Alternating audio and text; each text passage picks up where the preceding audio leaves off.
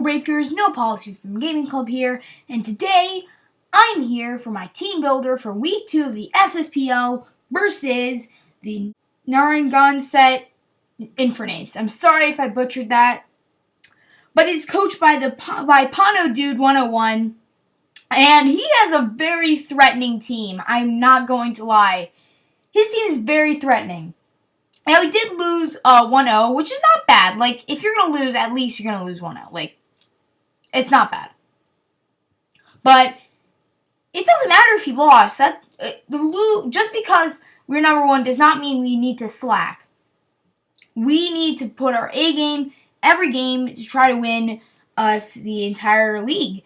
And that's what my hope is. But if we lose, of course, at least the lowest differential we can be is at -1. So, not terrible. So, if we do lose 6-0, get swept or something, which I highly doubt we will, but you never know. His team is very threatening, and I'm going to tell you them right now. So, they may appear on the screen, they may not, so listen carefully just in case. So, anyway, his team consists of Mew, Mega Metagross, and Gengar from the OU tier, Fortress, Infernape, Hydreigon from the UU tier, Cincino, Quillfish, and Diancie from RU, and Swellow, Cradily, and Golurk from NU. So, very threatening mons. Some that stick out to me, Mega Metagross, Mew, and Gengar are all great OU picks. Fortress, Infernape, and Hydreigon, all great UU picks. He has great picks all around. I was trying to, like, kind of decide what Pokemon to use. It was really, really difficult, because I don't know what he's going to bring. I try to make a team to be prepared for anything he brings. And honestly, you can see on this team, pretty much everything on my team has at least one thing for Mega Metagross. That thing is scary, and even though I don't like it in this league, I don't like it anywhere, as much as it's a good Pokemon. As I said, I didn't want to choose it. I don't think I've ever said that, but I don't like Mega Metagross. It's very overrated, even though it's good. I mean, it's not overrated, but it's just really good. I try to use Pokemon that are seen as, like, lower, like Mega Gyarados. Like, of course, that wasn't really used very often, so, of course, I chose it.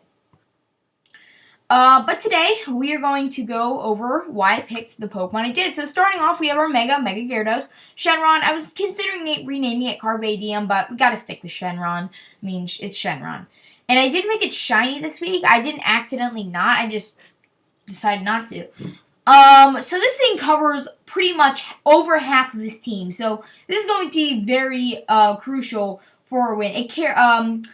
If he gets one Dragon Dance up, it can one-hit KO Mega Metagross with either an Earthquake or a Crunch, I believe. But it can one-hit KO Mega Metagross.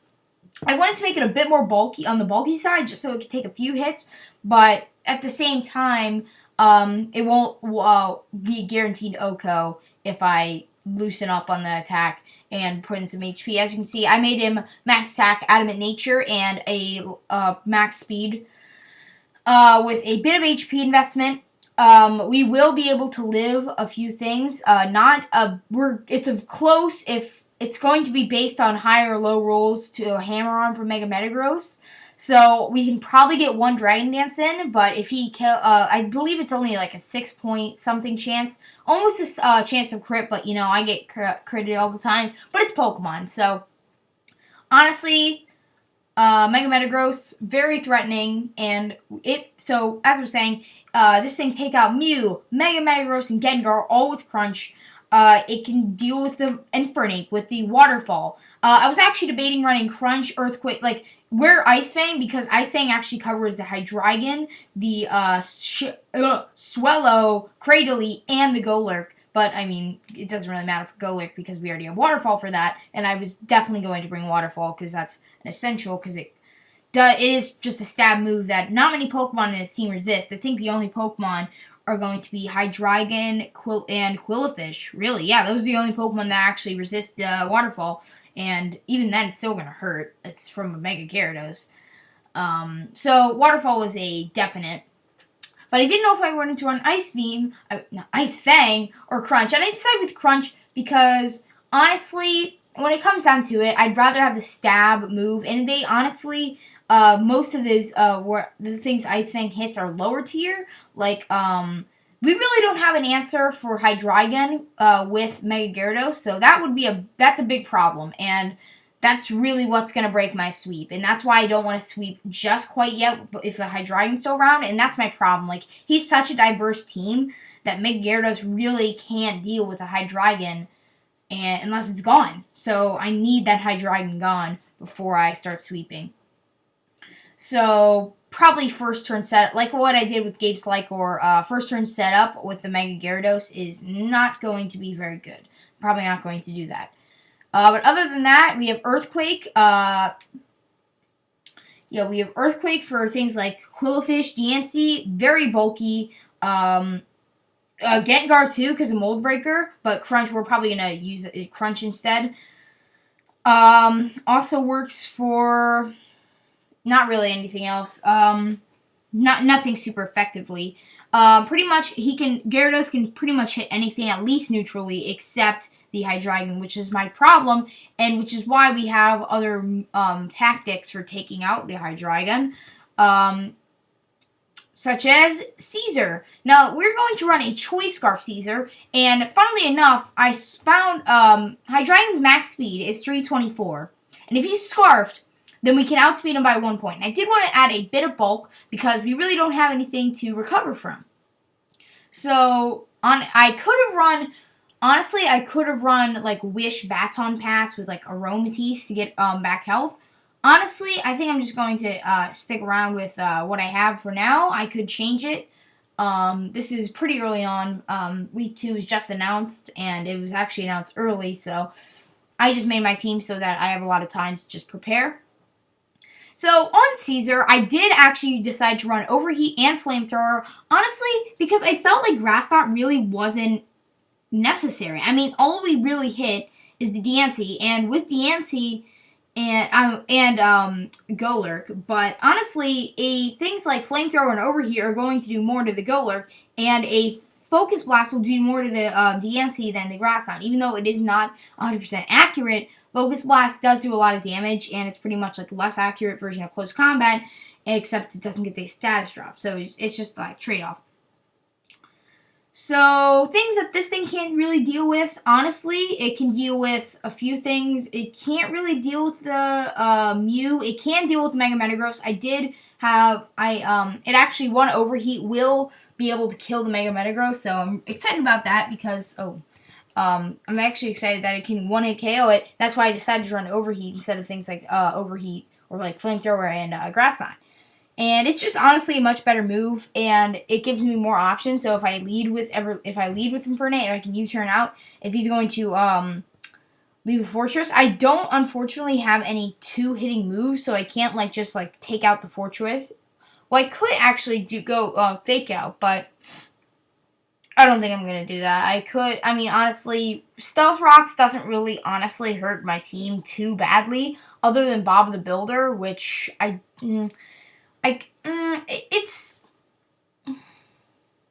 I don't know. Do we, I don't necessarily want rocks on the field, because Bob the Builder, if he can't take a hit, then his Sturdy won't activate, if he gets, Stealth Rock happens. So, honestly, Overheat, Focus Blast, Flamethrower, U-turn gives us some options. Honestly, I don't really know what, this thing can't, it can't really touch the Quillfish. That's one thing I've noticed. Because honestly, all of our moves don't do jack. So, honestly, I could have run Grass Knot, or, even HP Electric, but, HP Electric doesn't really help us, in the long run. It only really hits Swallow and the Quillfish, so, honestly, I didn't, decide to run Quillfish. So, actually, that's pretty much Infernate, and this is our first week bringing Tangrowth, even though it's our second week. I'm going to run an Assault Vest, Tangrowth. We do have a bit of both Special Attack and, Attack. We're not really going to need our speed. We're not fast enough to actually really need it. I decided to go with the Leaf Storm, same reason that I went with, Overheat for, Caesar. It's honestly just a better move. And I have Giga Drain as a alternative. if I don't want to use Leaf Storm to get the status drop, so I can just like Giga Drain. If like let's say something like if Golurk comes out, if Golurk comes out, then I can just I can either Giga Drain, but if something like something more powerful that I can kill, but not with the Giga Drain, I can just do more powerful with Leaf Storm. So anyway, we have knockoff for things like Mew, Mega Metagross, Gengar. Dark types, he does have a bit of a dark type weakness on this team. I think out of his Pokemon, a third of his team is weak to dark, so not really something that's wrong because knockoff is a very powerful move. And we don't really have too much of a dark weakness. I think, I don't really know. I didn't really see how many dark weaknesses I have. But, yeah. Now, you might be wondering, why do I have Brick Break on this thing? That's kind of a random move when I can run things like Earthquake. Well, first off, I believe 3 out of my 5 Pokemon are running Earthquake.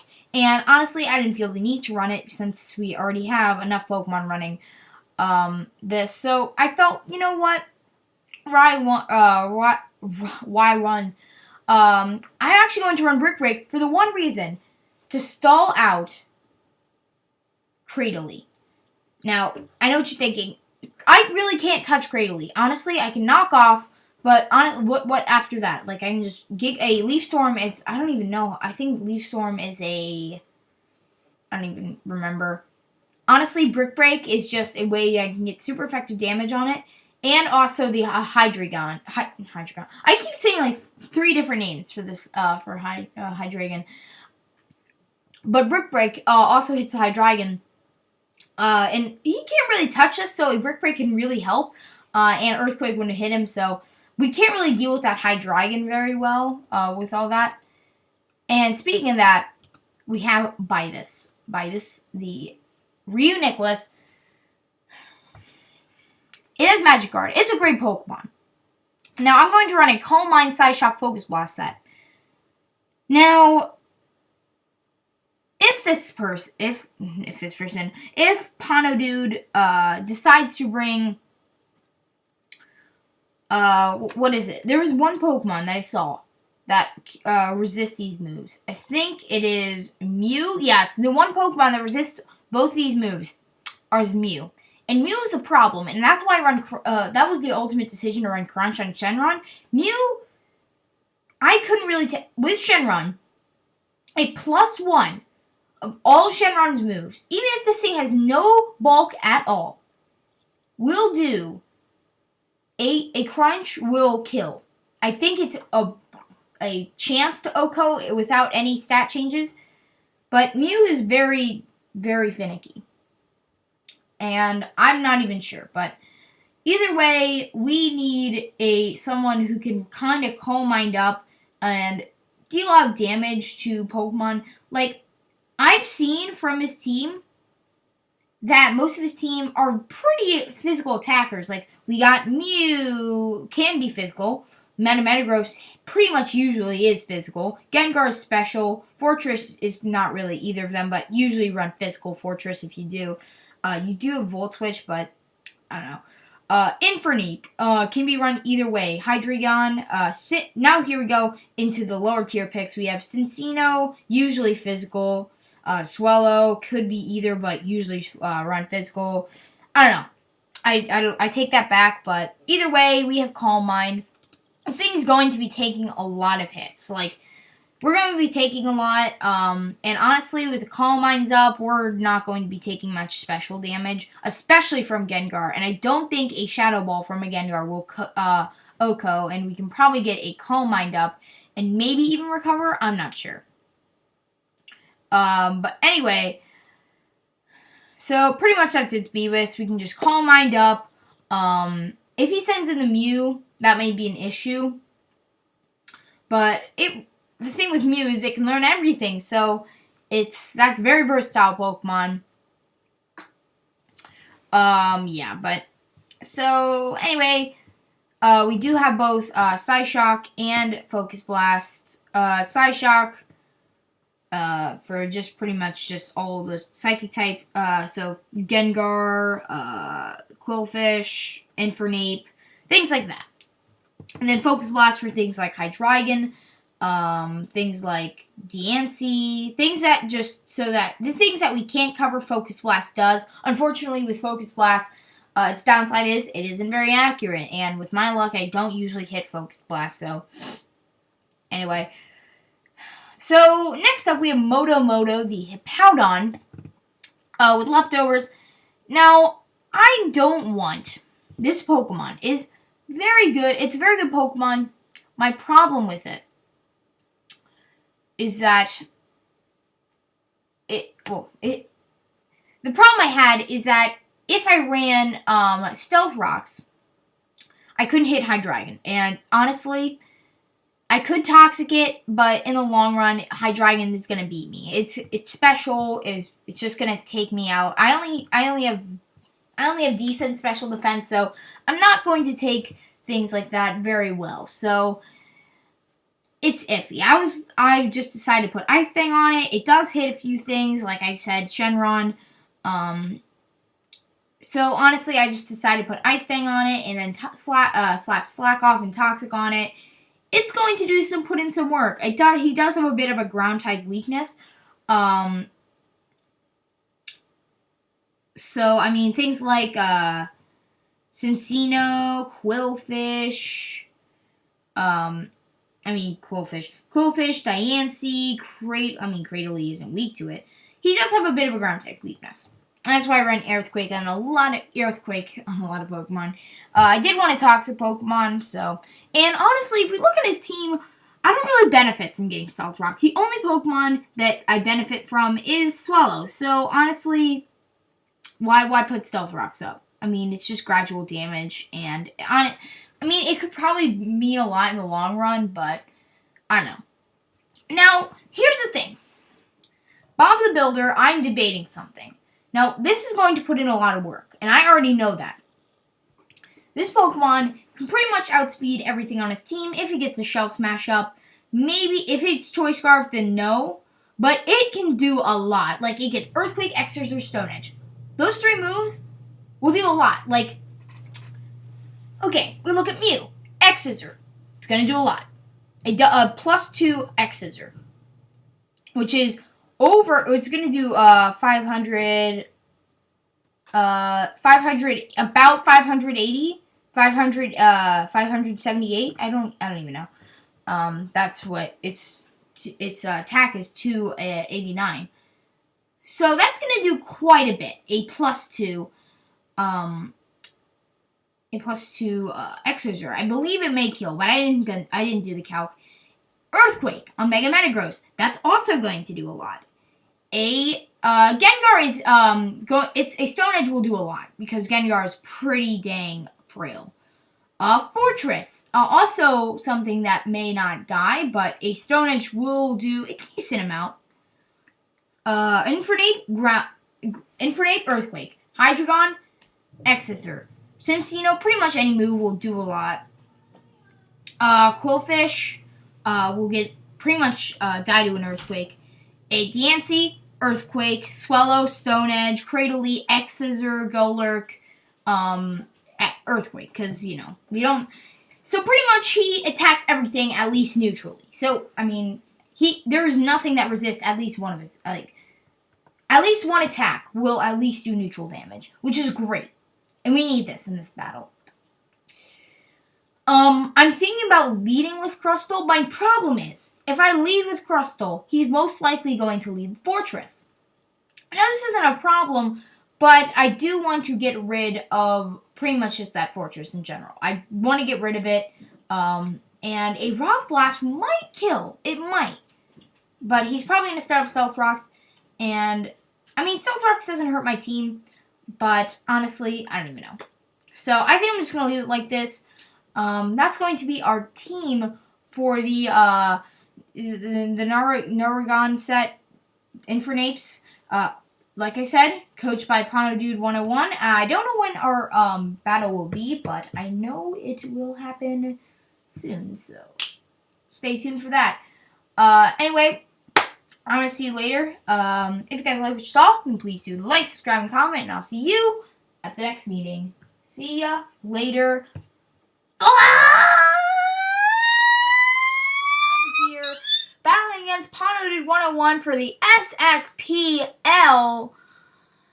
Oh my, okay. Well, this guy's team is very threatening. And I see he didn't bring many of the threats I expected he might bring. He brought many threats, but he didn't bring some of the threats I thought he might bring. So he brought the Gengar, and I'm seeing a very clear ground weakness, and that is not very good. So I think, do we have Earthquake? I think we do. And I'm so glad I put Earthquake instead of Ice Fang. Yes, Ice Fang would be good for the Cradily, but you know what? I'm going to just, so I think our best lead right now is going to be the Gyarados. He might predict that. Things he could do. He could lead Cradily, which is entirely rational. And I think he actually might do that. I think he might lead Cradily. Our best play is Shenron, but we don't... I think I want to lead Moto. We don't have any hazards. But I do, and rocks really aren't beneficial to him, so he might not even set, well, maybe he is, because Gyarados and Bobby Builder do take damage from that. I am going to lead, I'm going to lead the Moto. So, we're going to lead Moto the Hippowdon, and see what he does. He is going to lead the Cradily. He can Giga Drain us, which is fine, but we do have Ice Fang, so... he's probably going to set up rocks. I'm actually going to do a calc right now. Alright, so we do have 223. So we should be able to live a Giga Drain. So I'm going to go for the Ice Fang. That's going to do nothing. We do get the freeze! Oh my gosh. Oh my gosh. I feel bad about that. Alright, I'm going to switch into Shenron. He's just going to be frozen. I actually feel really bad about that. Oh my gosh. I feel really bad about that. Alright, well, we're going to go for the Dragon Dance. He's just going to stay frozen. Oh my gosh. Oh my gosh. Dude, I'm so sorry. I'm so sorry about that. I'm so sorry. He's going to switch into his Gengar. That is probably not his best thing to do. Because what we can do now is we can go for the Earthquake. We're going to take out the Gengar. There we go. And the Sand Sword subsided. His ground weakness is very glaring. Ugh. He's going to send in the Diancie. That's fine because we can just go for the Waterfall. I think he should die. He might not. He's going to die. He's going to die to that Waterfall. We might get a 6-0 here, but I'm not going to say anything. I'm so sorry. If you're watching this, I am entirely sorry for that freeze. I'm so sorry right there. Oh my gosh, I'm so sorry. Okay, well, I'm going to just go for the Waterfall. That's going to take him out. Oh my gosh, dude, I am so sorry. I'm so sorry. So he's going to send in his Steven. Both of them are super effective. The Crunch is going to do more, I believe. So I'm just going to go for the Crunch. He's going to go into his, Steve. Yeah, I think we get a 6-0 here. His Mew, well, no, I don't think even Mew can. If his Infernape is Scarfed, then I think he might be Scarfed. Is he Scarfed? Mach Punch? No Mach Punch.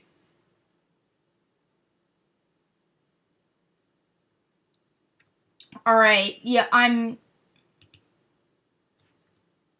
I think this Crunch just takes him out. And we're lagging a lot.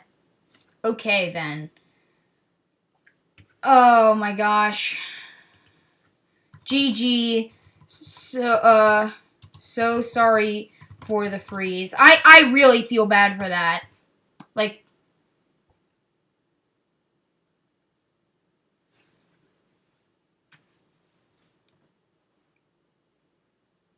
oh my gosh. I'm so sorry, dude. I'm so sorry. That changed the entire match right there. That changed the entire match. Oh my gosh. You don't understand how bad I feel. That is just Like, there's this feeling in my stomach. Like, I know I'm not one of those people to, like, rub victories in people's faces. I just, you know, I take my victories humbly. I don't try to, oh my gosh.